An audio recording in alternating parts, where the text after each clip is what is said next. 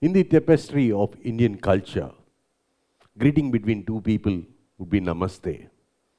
But namaste is a noun. The verb form of namaste is namaskara or namaskaram, which has a phenomenal meaning. It is a beautiful dance form of folding your hands, closing your eyes, and bending down a little and say namaskaram. It has a phenomenal meaning. It means I see divinity in you and I bow to the divinity in front of me. So can you all put our hands together and then close your eyes and say namaskaram. Namaskaram. Awesome. Not just our Dr. Arvind, but Viktor Franklin also said, every person in this world has a purpose and everyone has a mission. And every insect or a bird or an animal or every living being has a reason for why they're living. In the year 1947, our country got independence. That's the good part of it. The flip side is that our country was cut into two parts. One is Pakistan, the other one is India. India has a phenomenal, Pakistan had a phenomenal river, and it has got a beautiful basin called the Indus Valley Basin.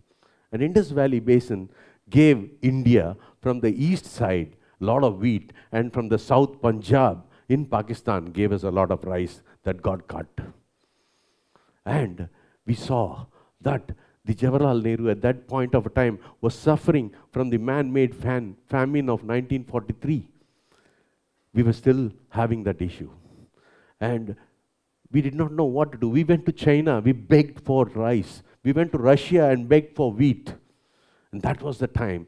A beautiful composition of C. Subramaniam, who's the then agriculture minister, and M.S. Swaminathan combined together.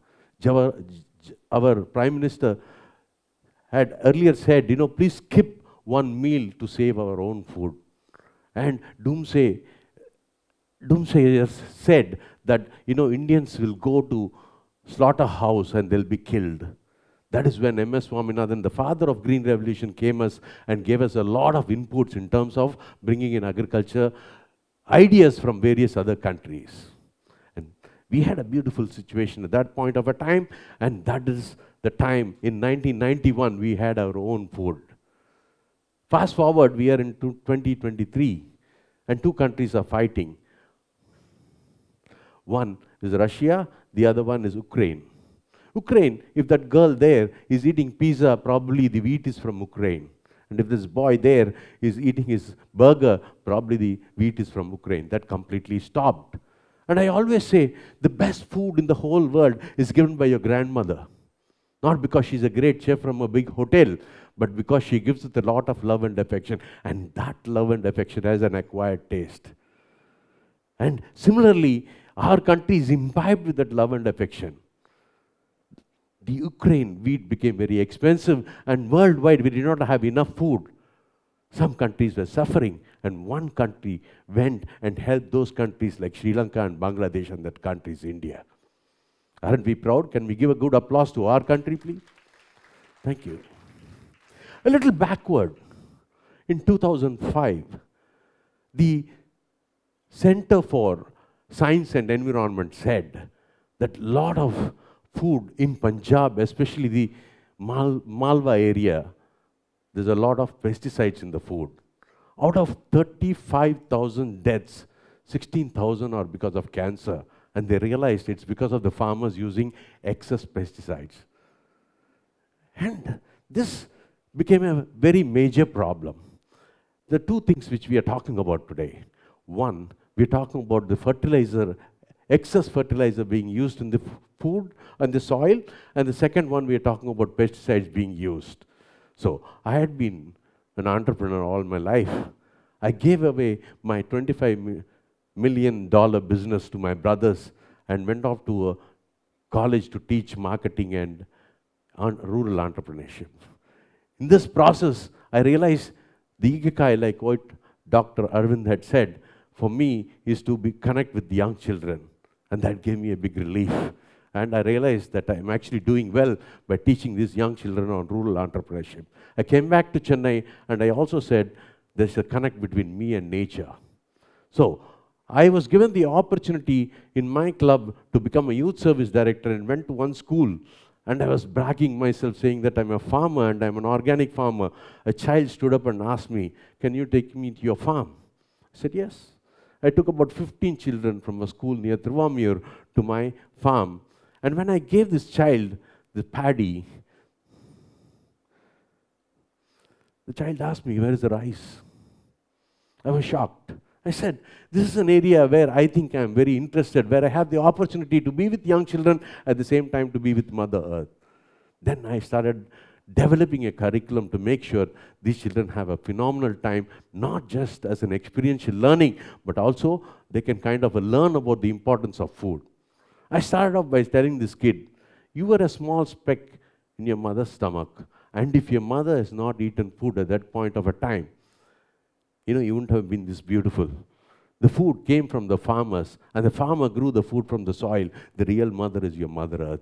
So make sure you do not use fertilizers in your future agriculture concepts. That was the first thing which I said. So now I had about 70,000 children. The Chennai's population, 1% of Chennai's population had already come to our farm. I needed to develop more on that. So I needed to create a curriculum on that. So on that curriculum,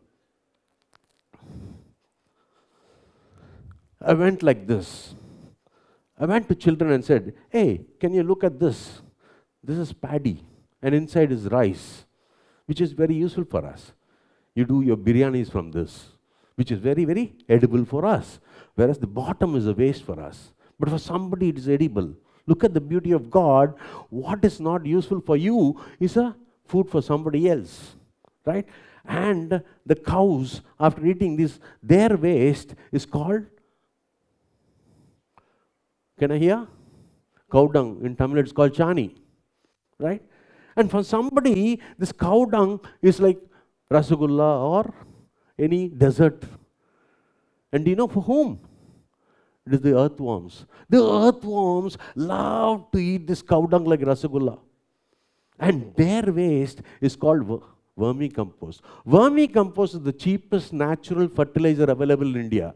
It goes back into the field, and vermicompost, there are small earthworms, and their only job in the whole world is to dig holes. They keep on digging holes. And by digging holes, the soil becomes loose. When the soil becomes loose, the roots can penetrate faster. When the roots can penetrate faster, you have better plant life. So let me ask a child, what have you eaten as a breakfast this morning? She probably would say idli or dosa, right? Which means you have eaten cow dung this morning. People were talking about life cycle. Everybody was talking about that cycle. A girl was talking about hope. Our hope is to make sure that this mother is taken care of. Now I keep telling people that, the first problem was the fertilizer, the second problem was the pesticides. So I went to the farm without not knowing as to what. So the children come there, they plow. Then they harvest, they transplant, they get into the slush, they transplant, they kind of get into all the activities, and they have phenomenal experiential learning there. So I tell them this is not for us to eat the fish. The fish pond there is for us to have these extra fertilizers from the droppings of the fish. So every life there is born for a purpose, is what I teach them. Another issue I have found is the pesticides. So how do I teach these children about pesticides? Is that, let's say that girl there is growing about 10 tomato plants. Out of that, 9 you take. There's a beautiful saying which says, for life you take, but for living you take, for life you give, is what a beautiful saying is.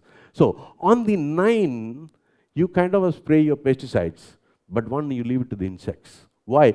Because when you spray on all the 10, they don't enjoy and you don't enjoy. By spraying pesticides, the whole insect kingdom is dying. The butterflies die. The honeybee dies. And when honeybees dies, when somebody had earlier pointed out, you will not have pollination. When you don't have pollination, you will be like a doctor taking a syringe and trying to take it from a male flower to a female flower all by yourself. Look at the beauty of the nature. The nature is actually giving you a great opportunity for you to kind of revive whatever we have kind of lost. I always tell this to the children, that you need to balance the human survival. And the second one is you also make sure that your environment is all right. So, when you remove all the insects and the animals, the earth might become a desert. When you remove all the trees, the earth might become a desert. But when you remove human beings, the earth will become a better place. Right? So, that's very important. Now, coming back to it is on the part of how I can kind of get into this whole aspect of making these children understand that I need to devise a plan to make sure that the children understand it better. So, more important is they need innovation. When I say innovation, somebody had pointed out earlier, for 1 acre of land, in 1 acre of land, if you want to put paddy, you consume close to about 2,700 liters of water. And unless you do something like a drip irrigation, you will not be able to reduce the consumption of water. The biggest guzzler of water, it is not the industries, it's the agricultural lands, and we need to understand that. Where we need innovation of these young children. A bald-headed fellow like me will not have any more innovation. The second is being positive. There's so many doctors here. If I'm going to ask you a question, when do you go to a doctor? Most of you would say, when I'm sick. But that girl, the next generation, if she's becoming a doctor, she has to go to all the children and say, hey, children, eat all this, you don't have to come to me. And imagine a learned doctor goes to a differently learned farmer, and when they become partners, our country will be a better country and we'll definitely reach the first position, like how our earlier IPS officer said. So this connect of innovation. The second thing is that we need to have that positiveness, and the third thing is that we also require a lot of empathy. Not many people know that their early morning breakfast is not coming from a provincial stores, but it's from the farmers, for which these children have to come to a farm and understand, or any other farm, and use their talents as a career to kind of imbibe that with their own life. Hope is what we spoke about, and that hope is what is required right now. I am a diplomat. I am an entrepreneur. I am a professor. But I'm proud to be a farmer. With all this, I always say, I'm so blessed that God has given me the opportunity to be with young children and also to be a great farmer. Thank you for the opportunities. Namaskaram.